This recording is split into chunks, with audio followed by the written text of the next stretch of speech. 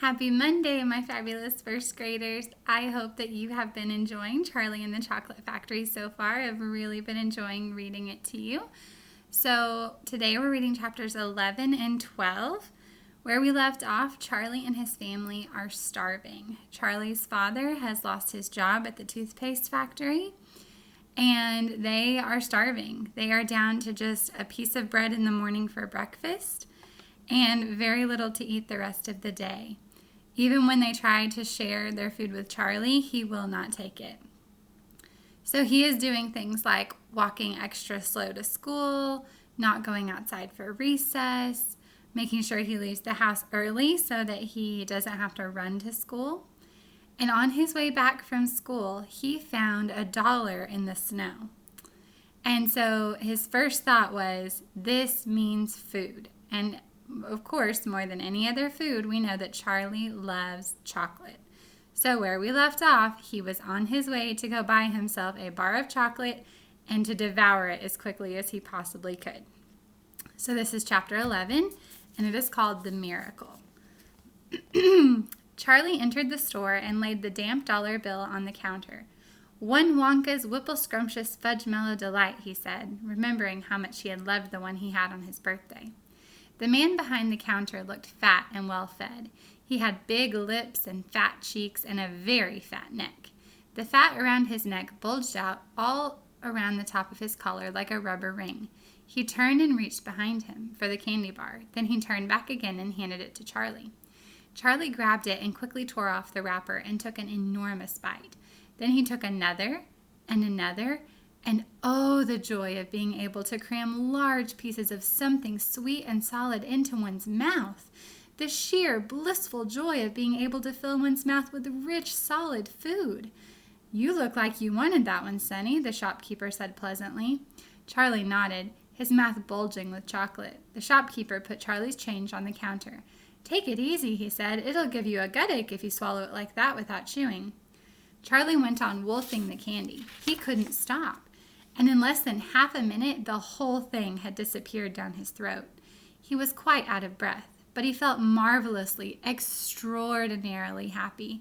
He reached out a hand to take the change. Then he paused. His eyes were just above the level of the counter. They were staring at the little silver coins lying there. The coins were all dimes. There were 9 of them altogether. Surely it wouldn't matter if he spent just one more. "I think," he said quietly, "I think I'll have just one more of those candy bars. The same kind as before, please." "Why not?" the fat shopkeeper said, reaching behind him again and taking another Whipple Scrumptious Fudge Mellow Delight from the shelf. He laid it on the counter. Charlie picked it up and tore off the wrapper. And suddenly, from underneath the wrapper, there came a brilliant flash of gold. Charlie's heart stood still. "It's a golden ticket!" screamed the shopkeeper, leaping about a foot in the air.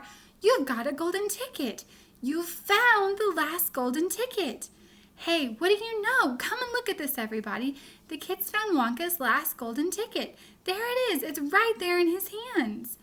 It seemed as though the shopkeeper might be going to have a fit. "In my shop, too," he yelled. "He found it right here in my own little shop. Somebody call the newspapers, quick, and let them know. Watch out now, Sonny. Don't tear it as you unwrap it. That thing's precious." In a few seconds, there was a crowd of about 20 people clustering around Charlie, and many more were pushing their way in from the street. Everybody wanted to get a look at the golden ticket and at the lucky finder. "Where is it?" somebody shouted. "Hold it up so all of us can see it." "There it is there," someone else shouted. "He's holding it in his hands. See the gold shining?" "How did he manage to find it, I'd like to know?" a large boy shouted angrily. 20 bars a day I've been buying for weeks and weeks." "Think of all the free stuff he'll be getting too," another boy said enviously. "A lifetime supply." "He'll need it, the skinny little shrimp," a girl said laughing. Charlie hadn't moved. He hadn't even unwrapped the golden ticket from around the candy bar. He was standing very still, holding it tightly with both hands while the crowd pushed and shouted all around him. He felt quite dizzy. There was a peculiar floating sensation coming over him, as though he were floating up in the air like a balloon. His feet didn't seem to be touching the ground at all. He could hear his heart thumping away loudly somewhere in his throat. At that point, he became aware of a hand resting lightly on his shoulder, and when he looked up, he saw a tall man standing over him. "Listen," the man whispered, "I'll buy it from you. I'll give you $50. How about it, eh? And I'll give you a new bicycle as well, okay?" "Are you crazy?" shouted a woman who was standing equally close. "Why, I'd give him $500 for that ticket. You want to sell that ticket for $500, young man? That's quite enough of that," the fat shopkeeper shouted, pushing his way through the crowd and taking Charlie firmly by the arm. "Leave the kid alone, will you? Make way there, let him out." And to Charlie, as he led him to the door, he whispered, "Don't you let anybody have it. Take it straight home quickly before you lose it. Run all the way and don't stop till you get there. You understand?" Charlie nodded. "You know something?" the fat shopkeeper said, pausing a moment and smiling at Charlie. "I have a feeling you needed a break like this. I'm awfully glad you got it. Good luck to you, Sonny." "Thank you," Charlie said, and off he went running through the snow as fast as his legs would go. And as he flew past Mr. Willy Wonka's factory, he turned and waved at it and sang out, "I'll be seeing you! I'll be seeing you soon!" And 5 minutes later, he arrived at his own home. Chapter 12, What It Said on the Golden Ticket. Charlie burst through the front door shouting, "Mother, Mother, Mother!" Mrs. Bucket was in the old grandparents' room serving them their evening soup. "Mother!" yelled Charlie, rushing in on them like a hurricane. "Look, I've got it! Look, Mother, look! The last golden ticket, it's mine! I found some money in the street, and I bought 2 candy bars, and the second one had the golden ticket, and there were crowds of people all around me wanting to see it, and the shopkeeper rescued me, and I ran all the way home, and here I am! It's the 5th golden ticket, Mother, and I found it!" Mrs. Bucket simply stood and stared, while the 4 old grandparents who were sitting up in bed balancing bowls of soup on their laps all dropped their spoons with a clatter and froze against their pillows. For about 10 seconds, there was absolute silence in the room. Nobody dared to speak or move. It was a magic moment. Then very softly, Grandpa Joe said, "You're pulling our legs, Charlie, aren't you? You're having a little joke?" "I am not!" cried Charlie, rushing up to the bed and holding out the large and beautiful golden ticket for him to see. Grandpa Joe leaned forward and took a close look, his nose almost touching the ticket. The others watched him, waiting for the verdict. Then very slowly, with a slow and marvelous grin spreading all over his face, Grandpa Joe lifted his head and looked straight at Charlie. The color was rushing to his cheeks, and his eyes were wide open, shining with joy, and in the center of each eye, right in the very center, in the black pupil, a little spark of wild excitement was slowly dancing. Then the old man took a deep breath, and suddenly, with no warning whatsoever, an explosion seemed to take place inside him. He threw up his arms and yelled, "Yippee!" And at the same time, his long, bony body rose up out of the bed, and his bowl of soup went flying into the face of Grandma Josephine. And in one fantastic leap, this old fellow of 96 and a half, who hadn't been out of bed these last 20 years, jumped onto the floor and started doing a dance of victory in his pajamas. "Yippee!" he shouted. 3 cheers for Charlie. "Hip, hip, hooray!" At this point, the door opened and Mr. Bucket walked into the room. He was cold and tired, and he looked it. All day long, he had been shoveling snow in the streets. "Cripes!" he cried. "What's going on in here?" It didn't take them long to tell him what had happened. "I don't believe it," he said. "It's not possible." "Show him the ticket, Charlie," shouted Grandpa Joe, who was still dancing around the floor like a dervish in his striped pajamas. "Show your father the 5th and last golden ticket in the world." "Let me see it, Charlie," Mr. Bucket said, collapsing into a chair and holding out his hand. Charlie came forward with the precious document. It was a very beautiful thing, this golden ticket, having been made, so it seemed, from a sheet of pure gold hammered out almost to the thinness of paper. On one side of it, printed by some clever method in jet black letters, was the invitation itself from Mr. Wonka. "Read it aloud," said Grandpa Joe, climbing back into bed again at last. "Let's all hear exactly what it says." Mr. Bucket held the lovely golden ticket up close to his eyes. His hands were trembling slightly, and he seemed to be overcome by the whole business. He took several deep breaths, then he cleared his throat and said, "All right, I'll read it. Here we go. Greetings to you, the lucky finder of this golden ticket, from Mr. Willy Wonka. I shake you warmly by the hand. Tremendous things are in store for you. Many wonderful surprises await you. For now, I do invite you to come to my factory and be my guest for one whole day, you and all others who are lucky enough to find my golden tickets.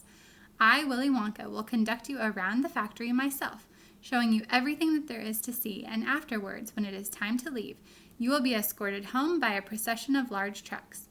These trucks, I can promise you, will be loaded with enough delicious eatables to last you and your entire household for many years.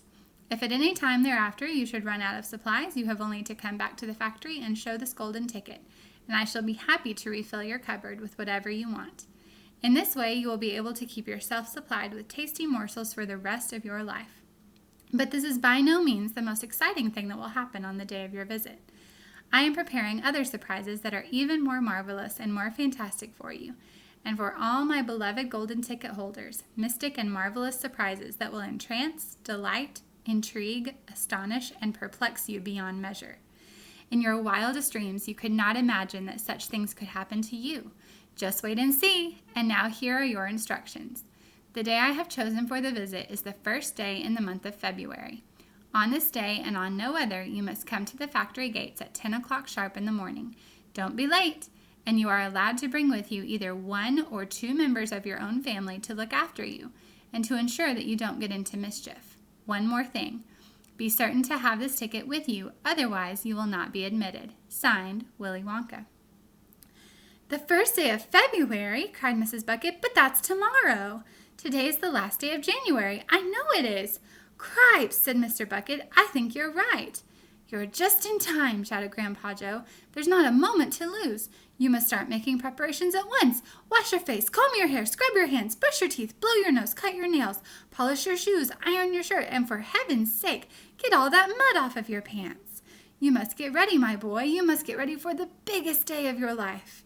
Now don't overexcite yourself, Grandpa, Mrs. Bucket said, and don't fluster poor Charlie. We must all try to keep very calm. Now the first thing to do is this. Who is going to go with Charlie to the factory? I will, shouted Grandpa Joe, leaping out of bed once again. I'll take him. I'll look after him. You leave it to me. Mrs. Bucket smiled at the old man. Then she turned to her husband and said, How about you, dear? Don't you think you ought to go? Well, Mr. Bucket said, pausing to think about it. No, I'm not so sure that I should. But you must. There's no must about it, my dear, Mr. Bucket said gently. Mind you, I'd love to go. It'll be tremendously exciting. But on the other hand, I believe that the person who really deserves to go most of all is Grandpa Joe himself. He seems to know more about it than we do, provided, of course, that he feels well enough. Yippee! Shouted Grandpa Joe, seizing Charlie by the hands and dancing around the room. He certainly seems well enough, Mrs. Bucket said, laughing. Yes, perhaps you're right after all. Perhaps Grandpa Joe should be the one to go with him. I certainly can't go myself and leave the other 3 old people all alone in bed for a whole day. Hallelujah! Yelled Grandpa Joe. Praise the Lord! At that point, there came a loud knock on the front door. Mr. Bucket went to open it, and the next moment, swarms of newspapermen and photographers were pouring into the house. They had tracked down the finder of the 5th golden ticket, and now they all wanted to get the full story for the front pages of morning papers. For several hours, there was complete pandemonium in the little house, and it must have been nearly midnight before Mr. Bucket was able to get rid of them so that Charlie could go to bed. Thanks for listening. Hope to see you tomorrow.